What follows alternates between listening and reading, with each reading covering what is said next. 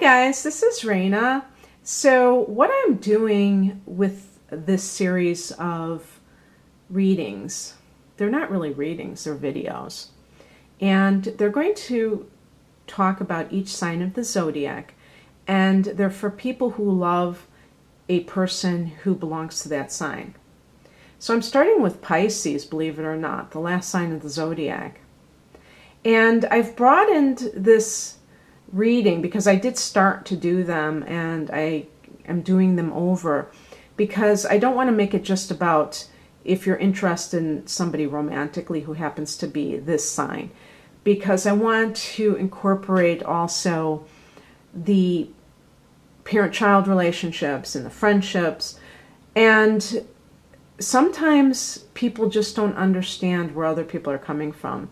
And this is my favorite part about astrology, is the analysis of the personality, the psychological analysis.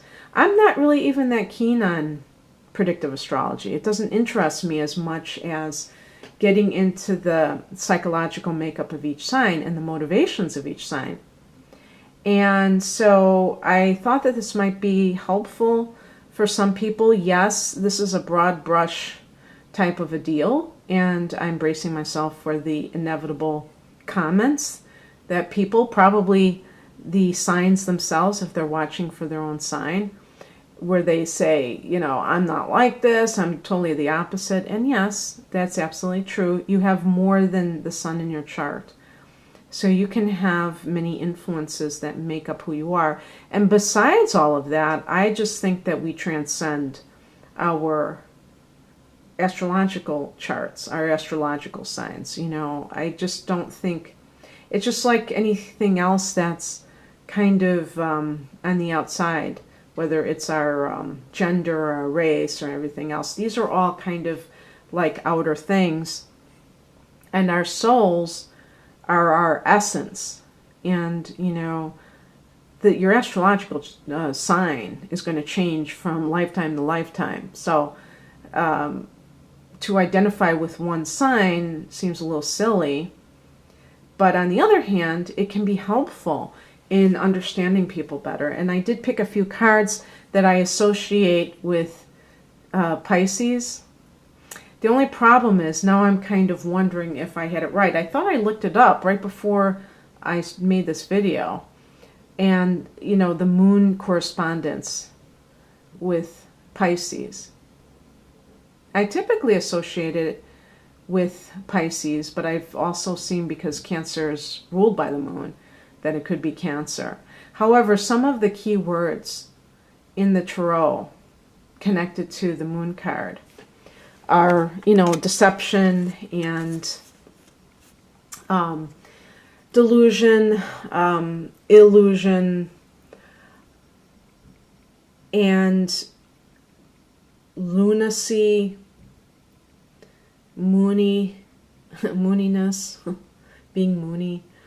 And part of that has to do with the changeability of the moon.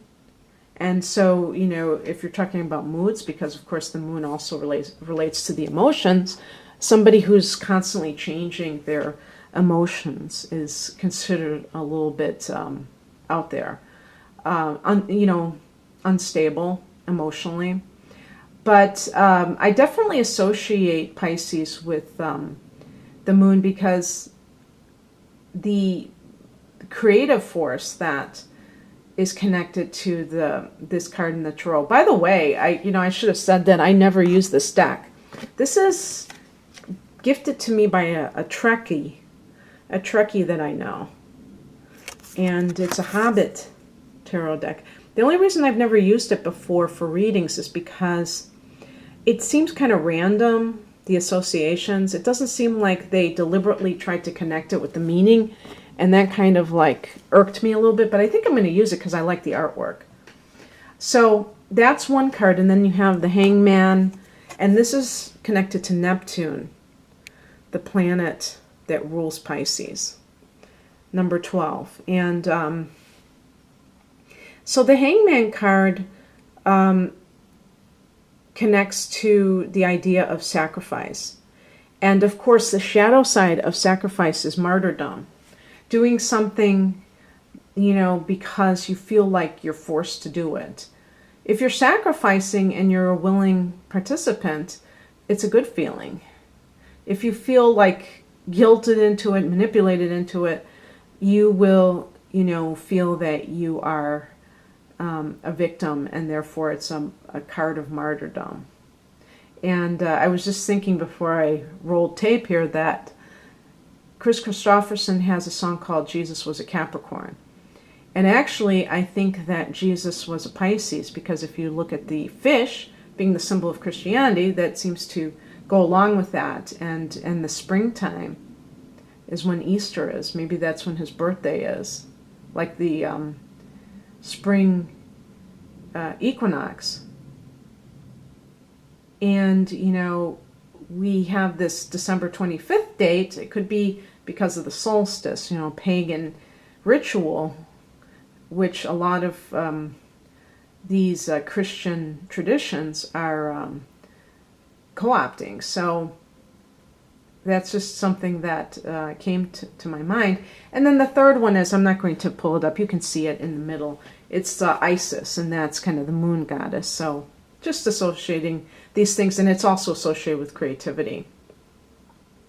So for people who love Pisces, and I'm just doing this off the top of my head, so what can I say about that? Well, Pisces is a mutable water sign. And water signs, and the other water signs are Scorpio and Cancer, they are all coming at life from the perspective of their emotions. And emotions are subjective. Emotions are not... When you have an emotion, it's not objective. It's not something apart from you. And it's also considered that the moon is karmic in nature. It connects to the mother. So the mother, whatever the sign, whatever your moon sign is, the sign itself could connect to qualities of your mother, or, the woman who acted as your mother. And there's a karmic element to that. And this is one of the reasons why, we have these reactions that we call emotions, but other people don't necessarily have the same reactions to the same things. And so the reason that we may have certain reactions is based on past events. People have phobias because of, past trauma. People have, have certain things that make them feel happy that other people, it doesn't make them feel happy. And this is because they have their own makeup, their own psychological makeup, their own soul's journey has taken them into certain areas and left them imprints that create, likes and dislikes. So emotions are not rational. And so the water signs are coming from a place of feeling. Pisces is a mutable water sign, so there's a lot of receptivity coming from Pisces. They're incredibly impressionable. They can be, the ultimate chameleons. And I think only Gemini, which is a mutable air sign, rivals Pisces in that regard. And because they are chameleons, sometimes they can have a totally different opinion, or I should say feeling about something on a different day. And, other people can be left scratching their heads and saying, but you said you didn't like that thing, and now you do, or that person. And then all of a sudden they changed. And it can be, especially for fixed signs, so Leo, Scorpio, Taurus, Aquarius, dealing with people like this can be really irritated, because there is that sense of the person being in constant state of flux, where you never know where they stand, you never know. And it almost seems like a certain fickleness that is part of their nature, a certain, instability, you could call it. But On the other hand, it's incredibly flexible. You know, if you're dealing with a Scorpio individual, you're dealing with somebody who may have very pronounced likes and dislikes. And you may know where they stand. If you're not in the like column, you know, with them, you may know it right away. They may not want to have anything to do with you, or they may just kind of write you off because they may put you in a certain box. But at least you feel like you know who they are. With Pisces, it's not like that. But here's the thing. Isn't it nice to have somebody who is not that rigid in terms of their emotions, who can change? So this is why Pisces is incredibly forgiving. And when that forgiveness is taken too far, they can have cycles of being with people who are not the best for them, because they really do see the goodness in all people. And because they are water signs, and probably the most intuitive sign in the whole zodiac, they can be incredibly empathic and therefore sympathetic, therefore very compassionate. And they care about the suffering. They gravitate towards those who are suffering because they are natural healers. And so let's say that you're a parent and you have a child who is a Pisces. You may be exasperated that this person seems so... Sometimes they can be very rudderless. They can be kind of like they don't have a direction. The symbol of Pisces is two fish swimming in opposite directions. Somebody who has Mars in Pisces can kind of exemplify this and be also maddening to those around them. I happen to live with somebody with Mars in Pisces, where their ambition, because Mars kind of indicates your drive, your natural drive, can be totally divergent from themselves. I mean, they can go, one day they can be incredibly type A, and the next day a complete slacker. And this is because their emotions really dictate their actions. And so it's very hard for Pisces to do things without a real sense of their heart being in it, their heart and soul being in it. Because they're naturally artistic and spiritual and not materialistic. Yes, there will be those outliers, I call them, who are Pisces, Sun in Pisces, who may be incredibly type A and very much concerned with financial gain.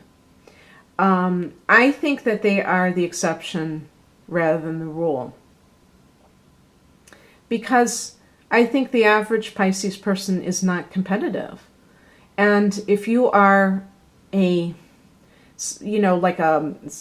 a spouse or somebody who is interested in the Pisces person, let's say you're a Capricorn, or let's say you're a Leo. I'm trying to think of signs that are very driven to succeed. And you fall in love with one of these people, maybe because of their gentle nature, maybe because of their artistic ability, their kindness.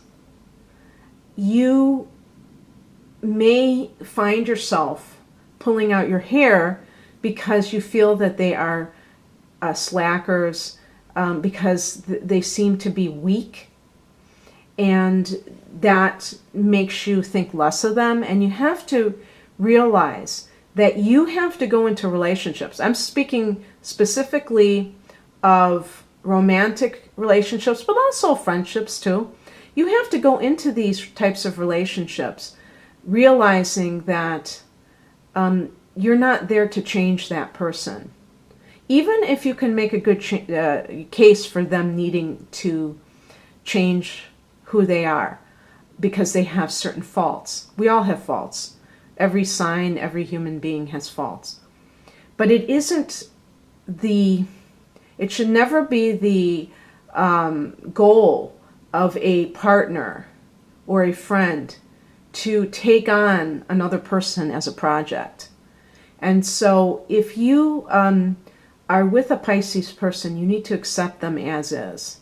If you can't do that, if you find them too infuriating because you feel like they're not doing what you want them to do, they're not being aggressive enough, they're not being decisive enough, then you're not understanding their nature, and you're going to cause problems for them as well as for yourself. So save both of you that agony, and just either accept them or depart, from the situation. We should always accept people as they are. It doesn't mean that you can never, offer advice, but, you have to leave it there, right? And so let me see, what else can I say about Pisces? As I say, I think a lot of them are not competitive. And this is just how they are. And I actually think that's a good quality. I kind of am uncomfortable around people who are incredibly type A driven and competitive. That's not something like my power chakra, which is the third chakra, starts to, get tightened. That's like your stomach. When you get butterflies in your stomach, that's when your power chakra is being attacked. Okay, so if you can appreciate that, if you're a parent and you have a Pisces child, don't push them. I don't think parents should ever push their children.